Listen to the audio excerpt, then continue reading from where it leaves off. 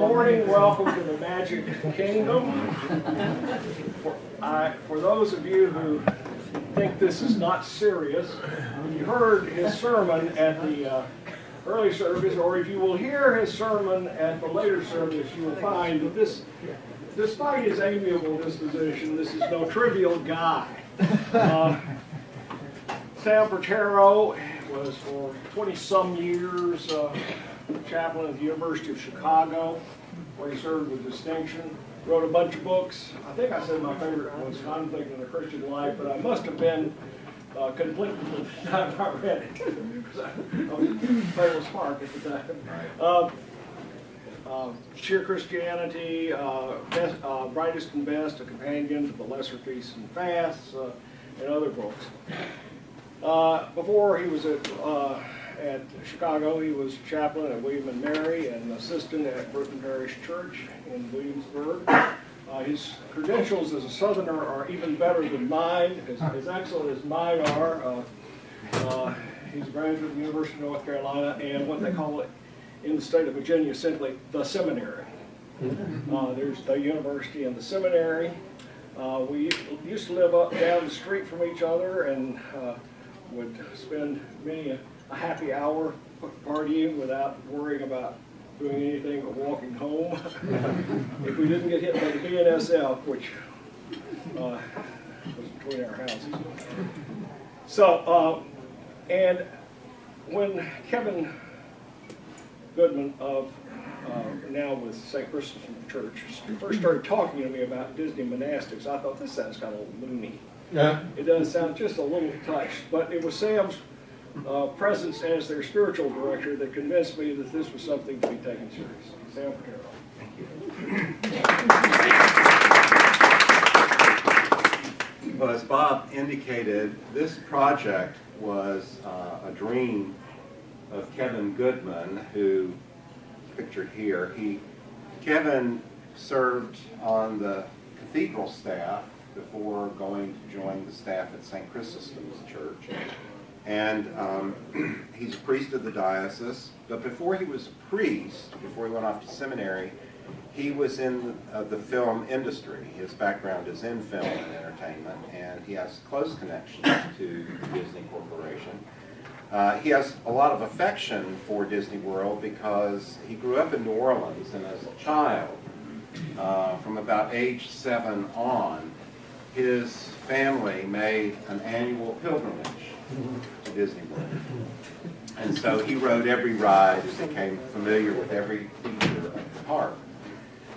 When people, hear about the notion of Disney monastics, it is a little bit, there's a cognitive dissonance there in the mixture. But if you begin from the premise that there is no place where God is not, that helps. And if you also bear in mind, and we're very fortunate today that we have a reading that helps me illustrate this point. If you understand that most of the stories that we tell are ancient myths, the story of the flood of Noah, that's only our version of that story. There are many other versions of that story that predate our version of that story. Every culture, every ancient culture had a flood myth. It was kind of a do-over for the creation, a corrective. And there were many themes woven into that myth. The whole theme of the whole notion that some people would be saved, other people would perish. The notion that the world needed to be periodically cleansed. There are all kinds of things that attach to stories. And Disney World is nothing but a collection of stories that are told in a different medium than the way that we're used to hearing them. As Walt Disney was very fond of reminding everybody, remember, it all started with a mouse. It all started with a mouse. It all started with Disney's pioneer, another Illinoisan, by the way. Walt Disney grew up here. Walt Disney was a pioneer in the field of animation. And we now are so familiar with animation, the notion of taking drawn figures and turning them into action on film. That was his contribution, or major contribution, to the cinematic field. And he was very interested in the way stories were told. So most of the stories behind the rides at Disney World are deeply embedded in the great historical tales of the human race. Just as most fairy tales are based on myths, most biblical stories have antecedents in earlier versions of similar stories. Ours is not the first religion to have a virgin birth. If you read the scriptures very carefully, you realize that Jesus was not the first person in Scripture to be resurrected.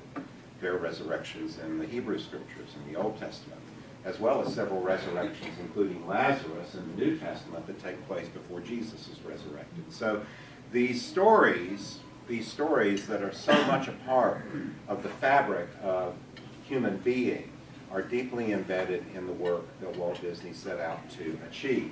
But there's a second component to being at Disney World that I found to be very important for those of us who attended the pilot project retreat with the, I'll say more about that in a minute.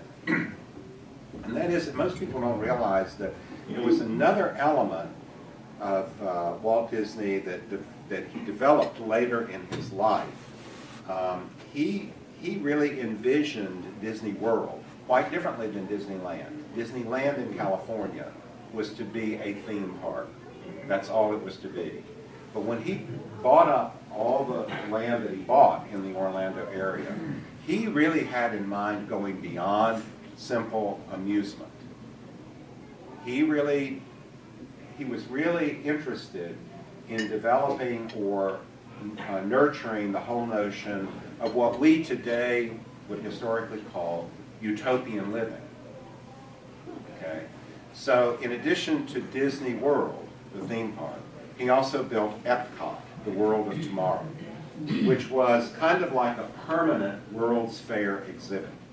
If you remember the 1933-34 World's Fair in Chicago was called the World of Tomorrow, and the New York World's Fair, which came later. All of these World's Fairs, one of the hallmarks of the World's Fair was looking forward to innovations that were coming out of the developing science and sociology and communication.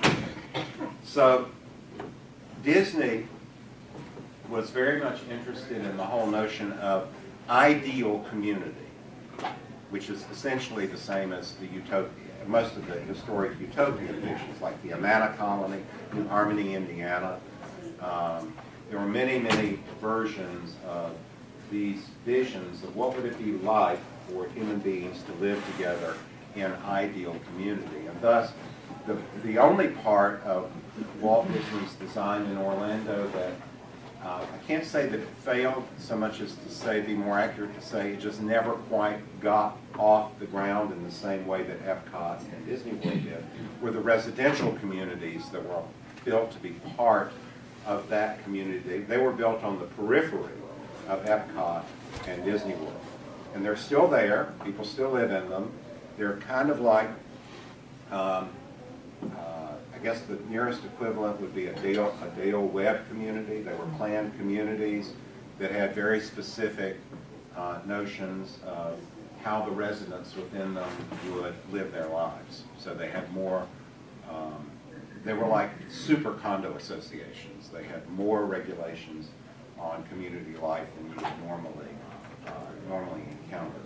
All of which is to say that Disney Monastics is this is basically a guide to anyone who's visiting Disney World and Epcot that allows you to use the park itself and the various attractions within the park as a springboard for theological reflection, in much the same way that you would sit down and start with a Bible story as the basis for a theological reflection. Instead, You start with the experience of a particular exhibit or ride at Disney World, and then use that as an instrument for conversation and deeper reflection.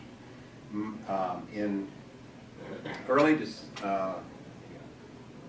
November or December, I think it was early December, we did a pilot retreat for a group of 10 of us because Kevin wanted to road test the material. One of the things that he hopes will grow out of this is perhaps a regular, it could even become part of Disney's programmatic offerings. It would be a regular opportunity for groups of people to travel together and experience the exercises, or some of the exercises in the book, as a collective group who intentionally go. See, all monasticism really is an intentional way of living. And the notion behind monastic is you go with some kind of intentionality. Doesn't necessarily mean you take vows, to make you. But you go or visit with the intention of being part of a community. And if you go in a group, you covenant with the community that you will live your life. I mean, you will go with this community and you will participate in things as a group. Okay, so it's a little bit more structured than your average tour group, and perhaps a little more structured than your average youth group visit to Disney World. But you covenant together, so we shared our meals together, we stayed in the same hotel, we had prescribed meeting times, both in the park and outside of the park, when we would actually gather. And we would gather in the park, we would all participate in one of the rides. Then we would have time within the park to go off on our own and reflect. There are plenty of places to sit there. And then at designated times, usually in the evening after things had quieted down in the park, we'd go back to the hotel and we would gather in a room together and we would sit around and we would reflect using scripture and the experiences of the day. We would reflect on how that experience had affected us and what came by. And one of the dynamics to bear in mind that I found to be fascinating was it was not only the experience of sharing the exercise together, like taking the ride together. It was not only that, but there's something within the ethos of the park itself that captures some of Disney's ideal vision of how a community would live. It's very hard to explain, but if you've been to Disney World, and we were there at a time in December, November, December, when it was not overly packed with people. It was not the busiest time. We were only there for one day of a weekend. Okay, so we were in the park mostly on weekdays, and at hours when the number of people were at a lower level, so you weren't in a crush of people all the time. But people behave differently in that setting. There's something about the way the park is arranged. It's kind of like people behave differently when they come to church. There's something about the architecture of the church and the expectation of the church, of the culture of the church, that changes the way we behave. People behave differently at Disney World and Epcot. It's something about the structure, you're within a safe space. You see people from all over the world. You see a level of politeness that you don't normally see on the street. You see a level of engagement between people of different nationalities. One of the things that I found very moving was the number of parents of adult children who had severe disabilities, who take their older teen and young adult children to Disney World, and in their wheelchairs or whatever conveyances they need to get around in the park, and how these usually it was a mother, but sometimes it was a father or a mother and a father, and these developmentally disabled or physically disabled older children. It was hard to explain, but it was beautiful. You know, both the way the kids blossom, the children blossom, and the way that the community around them responded to them in ways so much different than you would respond to the same people if you met them on the street or in a public restaurant. So you have the events to shape your reflection, but you also had what you encountered within the culture of the park during the day that also helped inform your reflection. One of the best examples of that, because everybody probably knows this, right? Even if you haven't been to Disney World, you know it's a small world after all. That song that's like a music worm that gets in your head, and you'll be humming it for the rest of the day now, won't you? Because I mentioned it. Interestingly, that proved to be one of the more interesting rides to share as a group.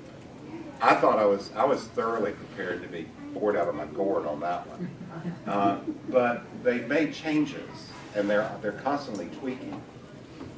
They're constantly tweaking the rides. But they've made changes that I don't remember from the last time I went through there about 20 years ago, 20 or 25 years ago.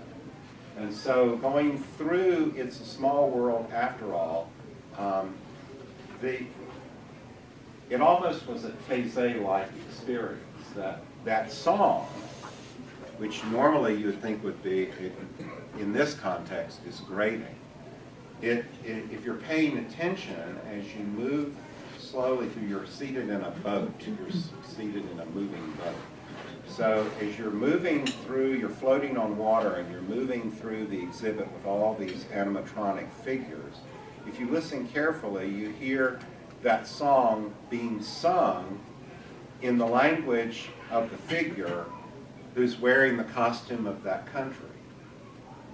And slowly you experience a global tour until you get to the very end. And you come into a room where all of the figures are still wearing their native costumes, but all the costumes are white. They're all white. And the entire room is white. And so you go back and you start reflecting with the group, what does that mean?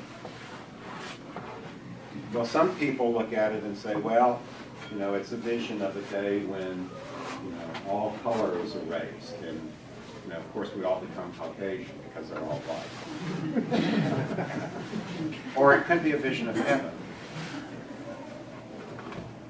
And the more you look at the symbols, and this is what caught my eye, most people didn't see, as I saw, that the only colors in that room are blue and gold. There's some pale blue and gold among the white. And if you have eyes to see it, if you look at those figures, within the figures themselves, either in the clothes they're wearing or the props that are around them, you can find the symbols of every major world religion in the room. And so there's an equality about that vision, and you come away from that ride with a sense that this is really like a global tour of life itself. And you reach the end and you get this vision of perhaps an afterlife. And that framed one of the richest reflections we had. We had a really good conversation about that experience. Another experience that we had to do with riding the biggest roller coaster. And we had a couple of people in the group who had the same response that I just heard. until I encouraged them in a session that we had before we went to the park. I said, I realize that some of you are resistant to get on this roller coaster. And I can understand that resistance. But I want to encourage you to push past it for this reason. First of all, remind yourself this is Disney World. It is not in Disney's best interest to kill you. Therefore, these rides have been engineered to keep you safe. But you have to trust that they were engineered to keep you safe. And I said, I want to encourage those of you who are especially resistant to go on this ride, but I want you to try to do one thing for me. These rides are also engineered to scare the bejesus out of you. And the way they do that is they anticipate that you are going to be afraid. I want to encourage everybody to take this ride on the absolute worst roller coaster. There are worse ones at Great America, believe me. A lot worse than the ones at Disney World. And I said, I'm going to encourage you to get on this roller coaster, but I want you to indulge an exercise as you get into the roller coaster car. I want you not to lean forward. I want you to sit back. The harness will hold you in. Sit back, take a deep breath, and keep telling yourself, this is not going to kill me. This is not going to kill me. And if you can relax, it will be an entirely different experience for you. Entirely different. And even the most resistant person said afterwards, I didn't think I could do it, but I did, and you were right. And I said, well, I'm glad you did, because what you have just experienced in doing that is what we're encouraged to do as believers. We're encouraged to trust in God throughout our lives in the same way that we trusted the engineers that designed the roller coaster. That nothing we're going to experience in this life, like nothing we're going to experience on this ride, is ultimately going to kill us. Yes, we will die physically. But the gospel message is, yes, we do die at the end of this mortal life, but even that is not fatal. That is not the end. And so I said, if you approach the roller coaster as an exercise in faith rather than an exercise in fear, you will defeat what the fear engineers were trying to build into the ride. And you will learn some valuable lessons that may be helpful to you as when you leave the park and you begin to look a little bit more carefully at how fear is engineered in our daily lives to affect outcomes, and how faith, trust, is the antidote to those manipulative fears. And so we had another rich conversation on the whole nature of faith that was based not necessarily on the theme of the specific ride, but on the experience of doing that ride physically with a different mindset. And I did encourage those. I said, if you weren't completely fearless the first time you did the ride, there's free time this afternoon, go back and do it again. Seriously, get back on the horse. Get back on the horse and try it again. Try the exercise. And I encourage you to do the same thing. Next time you have an opportunity to do a roller coaster, do it. Do it. But take a deep breath and sit back. See, most of us do it. We do the same thing all the time. when we sit back in an airline seat and allow ourselves to be catapulted through space, okay, at 30,000 feet, with what we presume is a pilot up there in the front. We presume somebody in the front of the number one, there's somebody up there, and number two, they're going to take off and land us safely, right? If you can fly, as I pointed out to them, if you could fly to Orlando, you should be able to survive the roller coaster.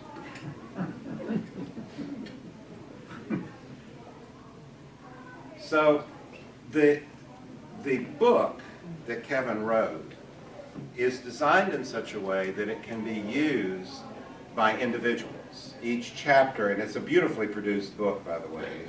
Like I said, Kevin has a lot of connections in the cinematic world and in the media world, so he called in a lot of favors to get this book published. But he has a photographer friend who did all the photography for the book. As you can see, it's beautifully produced. And each chapter takes a different ride and a different theological theme and gives you an exercise. Okay, he begins logically enough, one of the early chapters is creation. How did I get here? How did I get here? Creation. And the experience for reflection on this is the energy exhibit at Epcot, which is narrated by Ellen DeGeneres. And that too is a ride. It takes you through, basically it takes you through another version of the creation narrative. It talks about how, the world, it starts with the Big Bang, and then it moves you through the development of planets and then the development of ecosystems and brings you right on down to the present and some of the energy crises that we're living with today. But it becomes a metaphor, it becomes a different telling of the creation story. And so he has a section, in each chapter, he has a section called the main gate, which is kind of an introduction to the experience that you're going to have. And then he has an exercise called In the Queue. You know that if you go to Disney World or Epcot, you're going to spend a little bit of time in the queue, waiting to get in. And so there are exercises, things to do in preparation for actually experiencing the ride itself. Then he gives you some scripture passages that are actually printed out in the book for reflection. He gives you the relevant scriptures for the reflection. Then you ride the attraction. Okay? And he gives you a background. He gives you a lot of good background on the attraction. He gives you a summary of what what the attraction is about, some of the history behind the creation of that particular element of the park, whether it's Epcot or Disney World. What did Disney and his engineers have in mind when they designed this particular exhibit? And then for reflection. And so each one is broken down. It includes collects, prayers at the end. It's broken down so you can do a few of these. I don't think anybody would ever get through the whole book in one visit to Disney. But you could take a few of these. I think we got through, we were there for 4 days, and I think we did half a dozen of the component pieces. 5 of us in the group were theologically trained, and 5 were lay people. And it was a really good experience, and Kevin learned a lot, we learned a lot. We decided, among other things, that it probably wouldn't work with a group much larger than 12 to 15 max. That you need to have a small group of people in order to be able to have the kinds of conversation and to experience the park the way you might want to experience it. Participants were given journals, and they were encouraged to write in their journals and do their reflections in a variety of whatever ways felt comfortable for them. But it was a very interesting experience. It will probably be at least a year and a half, maybe even 2 years, before he does another retreat, because he wants time to do the proper kind of marketing and to do some more thought to the logistics. But it was beautifully arranged. It was, for those of us clergy who have done credo conferences, it was every bit as well planned as a credo conference. Everything was seamless from the time you got off the plane in Orlando until the time you got back on your plane to go home. Everything was seamlessly organized. Your transportation from the airport to the park, your room at the hotel, all of your meals, everything was covered in the program. So it's an interesting approach. And as I said, I think it was kind of timely that I get to talk about it on the day when we're doing the flood, because that's a tale every bit as fantastic as any of the stories that are told in the park, and very similar in terms of the nature of what it's all about. Now, I want to engage your questions and some conversation. Yes, ma'am. As yet, has this been introduced to any young people, or is that in the works to be done? It is in the works. It is the kind of program that we feel would be best for probably junior high to senior high and older, not for youth, for small children. Though I've encouraged Kevin to think of ways to build some programs in for younger children so that it might appeal to a family audience, for families that would attract them. But I think you'd almost have to do it the way Disney does the cruise. Have any of you ever done a Disney cruise? Okay, that was my previous experience. I did the park as part of a cruise, one of the first cruises that they did when they got into that business. If you do a Disney cruise, the cruise is organized in such a way that children have one whole deck to themselves for most of the day, and they have an entire staff that does all the programming for the kids. And so the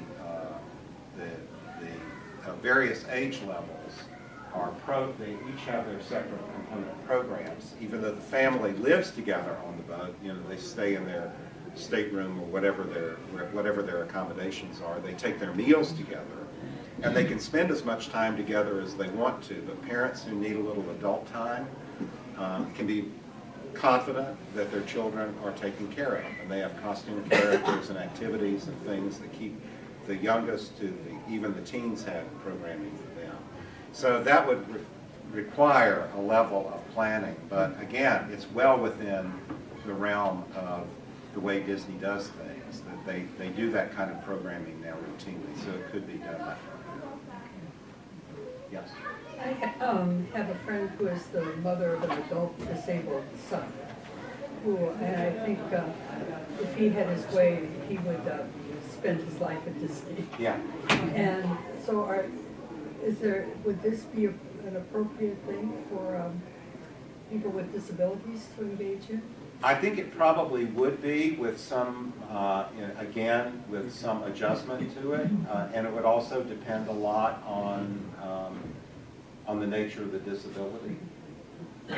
It might be something that would be especially useful for, I can see where it could be especially useful not only for the disabled person, but for the caregiver, to have an opportunity to do some reflection, and perhaps for them to do some reflection together on certain themes. But Kevin's a very bright guy, and like I said, he knows the park very well. And so I think that if somebody wanted to put together a group of, say, six disabled adults and 6 caregiver adults, that a group of 12 people like that, I'm sure Kevin would come up with an interesting mix of activities that would be suited for that group. The park is certainly, that's one of the things that impressed me, is how well equipped the park is to deal with any physical aspect of access. They've got that down to a T. They put the rest of the world to shame on the ease with which they accommodate every conceivable disability. Yes.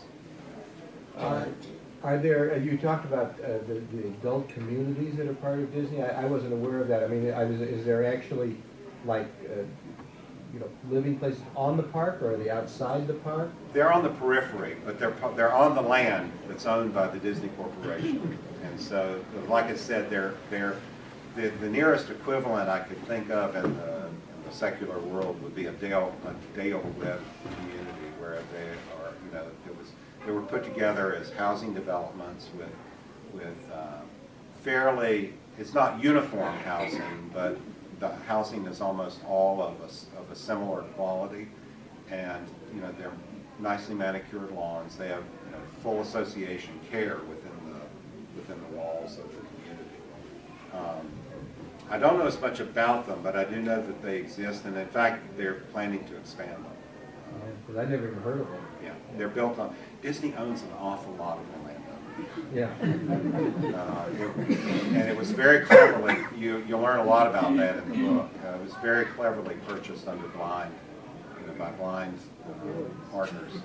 Over a long period of time, he amassed a huge amount of that real estate under various names in order to keep the price down. If anybody had known that Disney was behind it, they would have jacked it up considerably.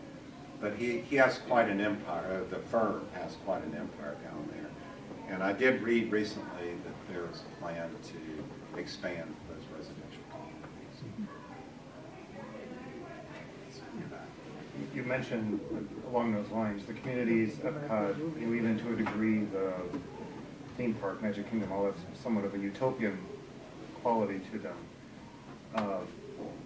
We took our kids down around Thanksgiving, and we were struck because we also went to Universal, and the feeling of the two places is completely different.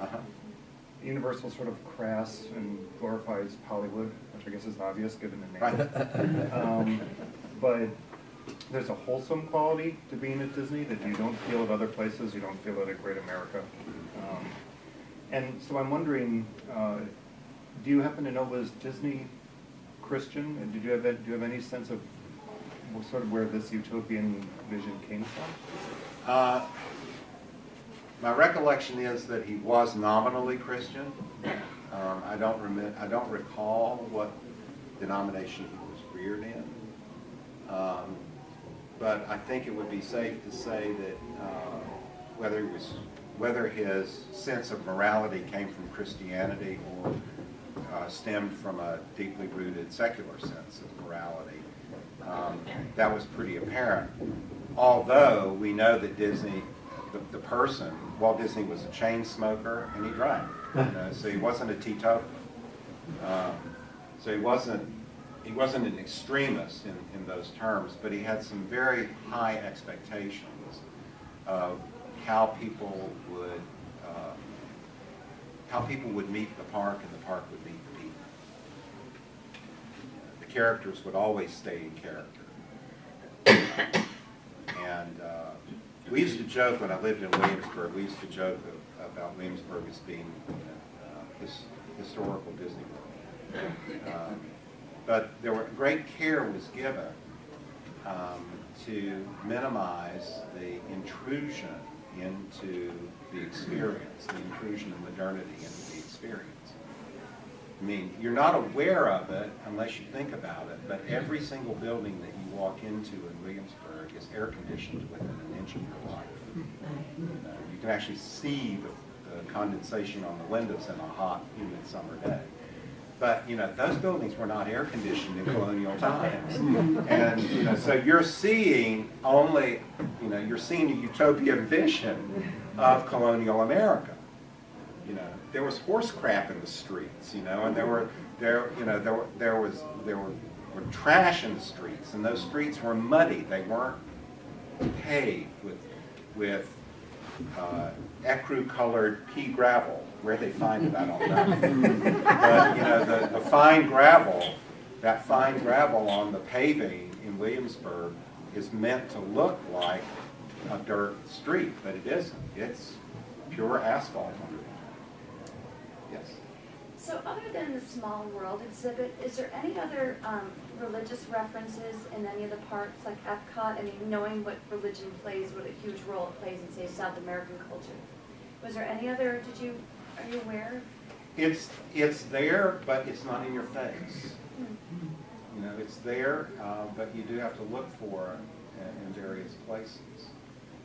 And again, that's one of the, it's one of the beauties of the park is the fact that it's kind of like an open-ended or a Rorschach, situation in that there's no particular religious agenda that's being promoted. But the experience is sufficiently broad that you can bring whatever religious sensibility you have into the space without it feeling intrusive. But is there any other symbolism that you are aware of, like in Epcot? Did you see or? I'm having a hard time recalling. No, except in the sense that you see various practices being lived out in the characters, in the stories of the characters. But I wasn't aware that other than the occasional, like I said, in the Small World, I saw those religious iconography, but I didn't always see it in the other lines. Well, excuse me, but he has to preach in 15 minutes. Oh. So I want to thank you, Sam, for stimulating.